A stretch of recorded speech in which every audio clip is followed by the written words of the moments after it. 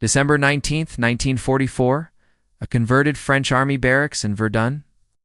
The most powerful generals in the Allied command sat around a table, and not one of them was smiling. 3 days earlier, over 200,000 German soldiers had broken through American lines in the Ardennes forest. The attack had caught Allied intelligence completely by surprise. American units were being defeated, surrounded, and destroyed. Dwight Eisenhower, Supreme Allied Commander, had called this emergency meeting to figure out how to stop the disaster. The situation was desperate.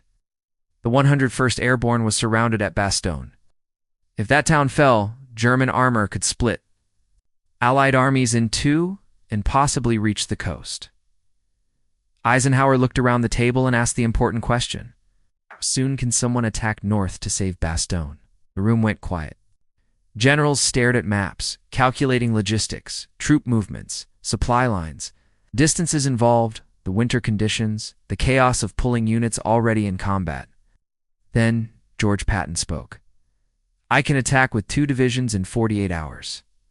The other generals turned and stared at him. Some thought he was joking. Others thought he was showing off, making promises he couldn't possibly keep.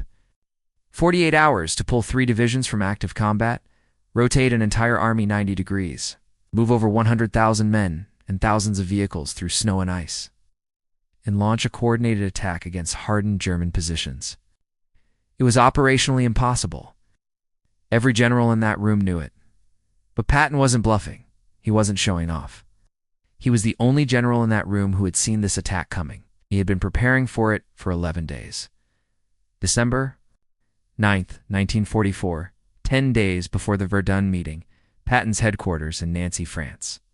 Colonel Oscar Koch walked into Patton's office, carrying a stack of intelligence reports that would change the course of the war. Koch was Patton's G2, his chief intelligence officer. He was careful, detail-oriented, and deeply worried. Had been tracking German unit movements across the entire Western Front, and he had noticed something that nobody else seemed to care about. 15 German divisions had vanished. These weren't small units. These were full-strength divisions, including several panzer divisions with hundreds of tanks. They had been pulled off the line and moved somewhere, but Allied intelligence couldn't find them. Supreme Headquarters Allied Expeditionary Force. The SHAEF had an explanation. The Germans were holding these divisions in reserve to respond. 2 Allied breakthroughs. Nothing to worry about. Koch didn't buy it.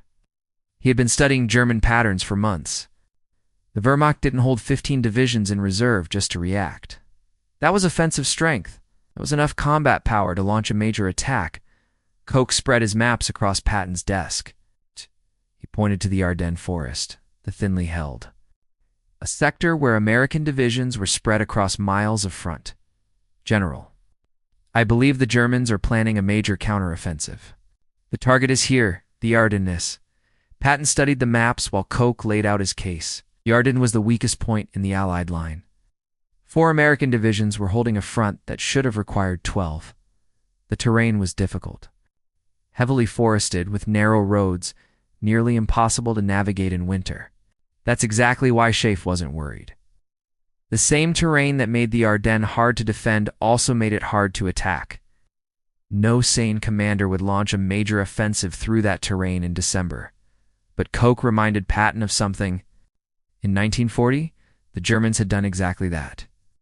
They had attacked through the Ardennes and reached the English Channel in 6 weeks. It was the campaign that conquered France. Koch had more evidence. German radio traffic had increased dramatically in the sector. Prisoner interrogations mentioned new units arriving. Local civilians reported unusual activity behind German lines.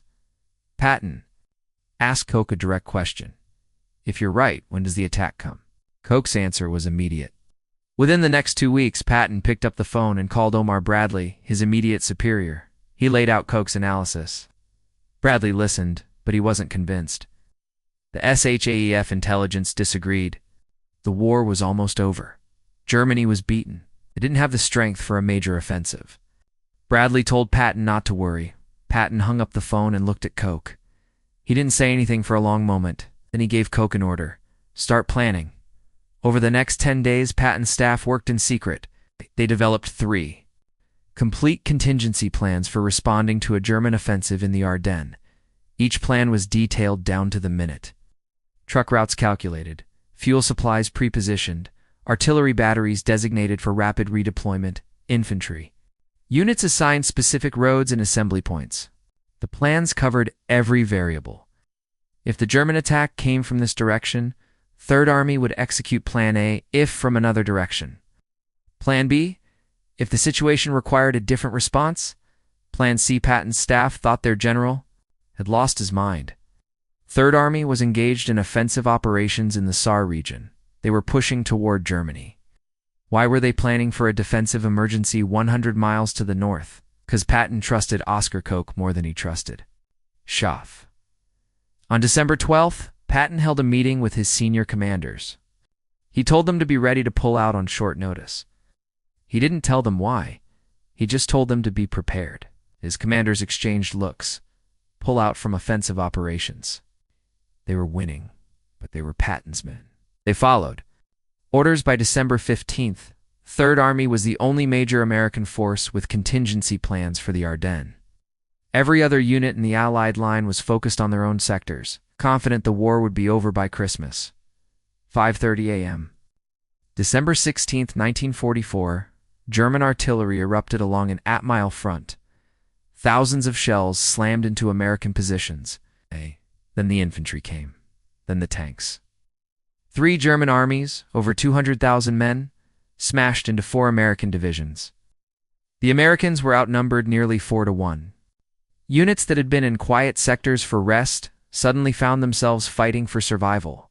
Communication lines were cut. Commanders lost contact with their troops. At SHAEF headquarters, the first reports were dismissed as a local counterattack. It took hours for the scope of the disaster to become clear. At Bradley's headquarters, disbelief, this couldn't be happening. Allied intelligence had assured them the Germans were finished. The 106th Infantry Division, newly arrived and positioned in the Ardennes for a quiet introduction to combat, was virtually destroyed. 2 entire regiments surrendered. The largest mass surrender of American troops in the European theater.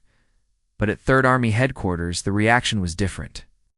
Patton received the first reports and immediately summoned his staff. He looked at Oscar Koch. You were right. What's their objective? Koch studied the incoming reports. Bastogne. They need the road junction and then Antwerp. Patton nodded. Get me General Gaffey. We're executing the contingency plans. While every other American headquarters scrambled to understand what was happening, Patton was already giving orders.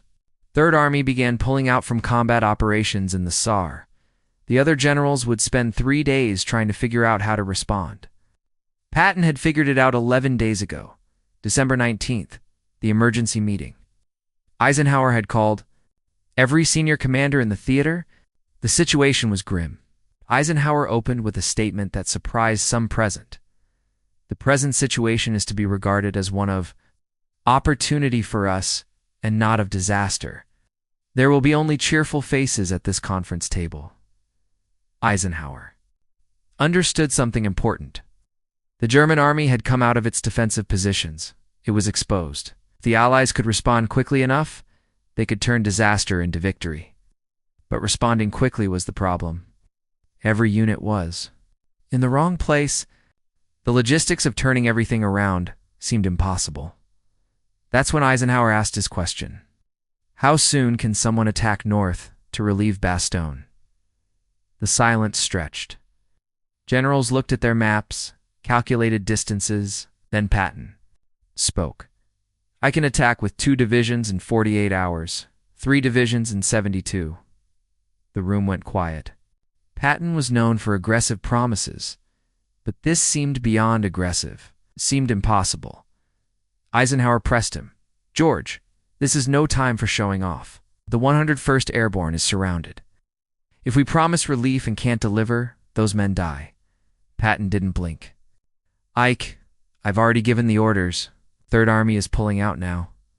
I have 3 contingency plans prepared. I've been expecting this attack for 11 days. The other generals stared, expecting it. How could Patton have expected something that caught SHAEF completely by surprise? Eisenhower studied Patton for a long moment.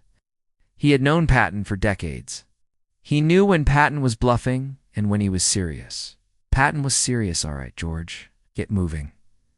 Patton left the Verdun meeting and made one phone call. He reached his chief of staff at 3rd Army headquarters. The message was brief. Play ball. Those 2 words activated contingency plans prepared 11 days earlier. Within minutes, orders flowed through 3rd Army's communication network. The 4th Armored Division began moving north. The 26th Infantry Division followed.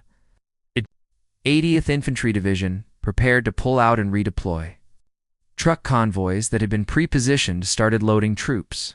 Artillery batteries began moving to new positions. Supply depots shifted from supporting offensive operations to supporting a relief attack toward Bastogne.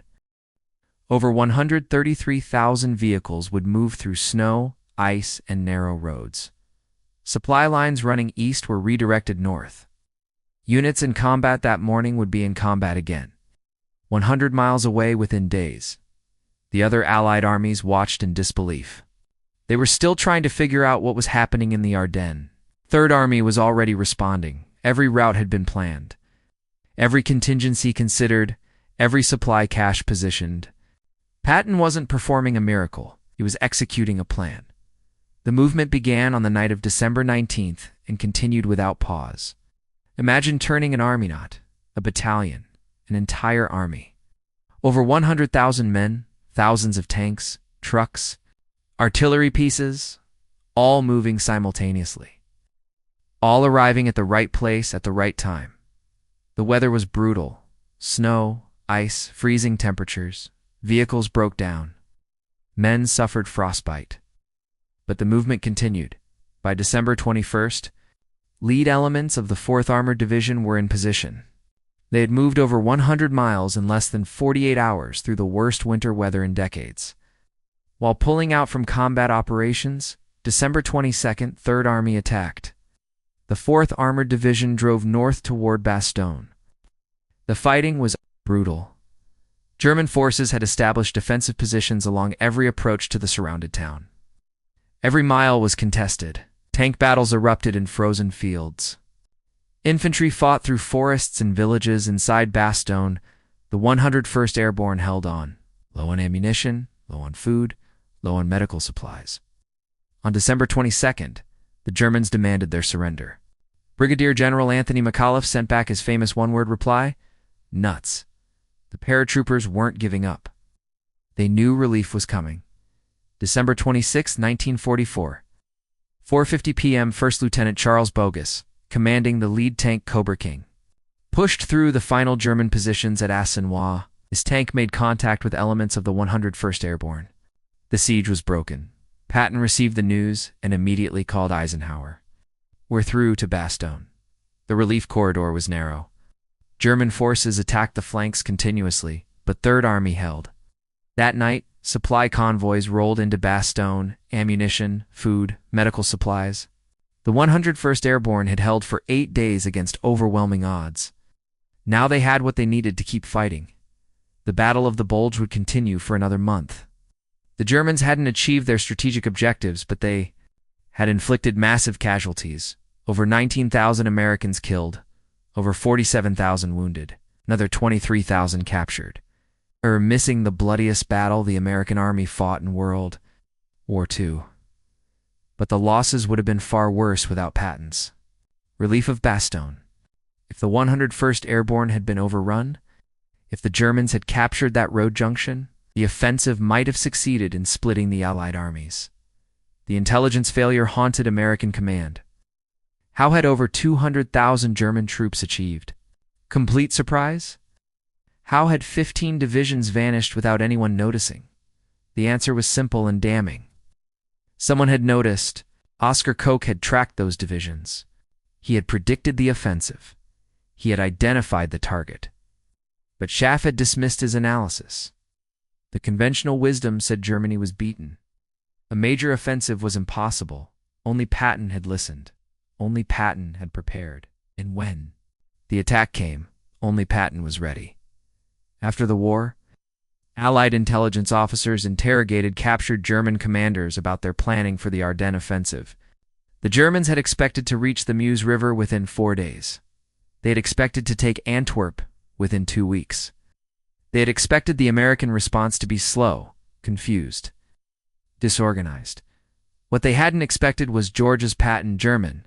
Commanders admitted that Patton's counterattack disrupted their entire timetable. The speed of Third Army's response shocked them. They had calculated it would take the Americans at least a week to mount a serious counteroffensive. It took Patton for days. General Gunther Blumentritt, who served as chief of staff to Rundstedt, wrote in a post-war study that Patton was the most aggressive panzer general of the Allies. General Hasso von Manteuffel commanded 5th Panzer. Army in the Ardennes was more specific. We knew Patton would react quickly. Didn't know he had prepared for our attack. When his counteroffensive hit us, we realized someone on the American side had anticipated exactly what we were doing. That someone was Oscar Koch, but he was working for George Patton.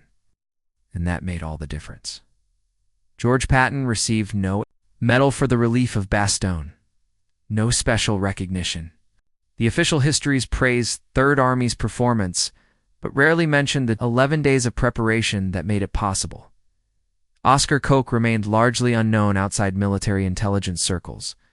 His prediction of the Ardennes offensive, one of the most accurate intelligence assessments of the war, was overshadowed by the larger story of surprise and recovery. But within the military, the lesson was clear. Intelligence only matters if commanders act on it. Preparation only works if leaders trust their planners. SHAEF's intelligence failure wasn't about incompetence, it was about assumptions. The analysts had decided the war was almost over. They interpreted every piece of evidence through that assumption. Oscar Koch approached the evidence differently.